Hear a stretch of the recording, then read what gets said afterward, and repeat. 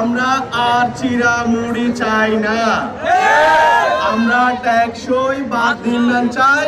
তার পাশাপাশি আমরা নদী খনন চাই। আমরা এবারে কি চাই? টেকসই বাঁধ চাই। আমরা টেকসই বাঁধ চাই, পাশাপাশি নদী খনন চাই। আর আপনার যে ব্রিজগুলো আছে নিচু, ওই ব্রিজগুলো ভেঙে উঁচা করে করার জন্য করছি। আমরা আশা করছি আগামী 1 মাসের মধ্যেই আমরা আমাদের যে দাবিগুলো এখানে উত্থাপন করেছি, সেই দাবিগুলো যদি বাস্তবায়ন না হয় আমরা মহিপাল ব্লকেট করব। তারপরে আমরা ফেনীবাসী আমরা ছাড় দিব না।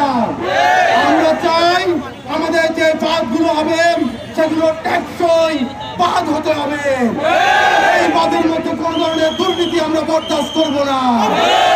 এমনকি এই বাঁধ নদী খনন সহ আমাদের ড্রেনেজ ব্যবস্থা ঠিক করা, অবৈধ দখল থেকে পুনরুদ্ধার করার সার্বিক কাজ সেনাবাহিনীকে দিতে হবে। আমরা আমাদের আর্থপথ আমি এখানে উপস্থাপিত হবে।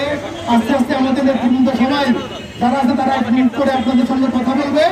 আমরা অনুরোধ করবো সবাই সুশৃঙ্খল ভাবে দাঁড়াবেন, বিশৃঙ্খলা যেন কেউ না করে সবাই সজাগ থাকবেন, ঠিক আছে? মানুষ দিয়ে খানা খায়, সেটা পেটে যায়। ঠিক তদ্রুপভাবে আমাদের চিত্রণ বন্দর হচ্ছে মুখ, আর ফেনী জেলা হচ্ছে কণ্ঠস্বর বা গলা, এখান দিয়ে পেটে যায় ঢাকায়।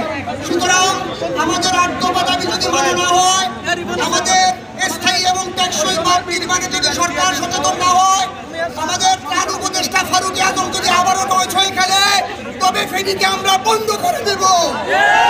ফেনীর মুখ দিয়ে কোনো ট্রেন, কোনো লরি, কোনো বন্দর থেকে কোনো বোঝাই পণ্য ঢাকাতে যেতে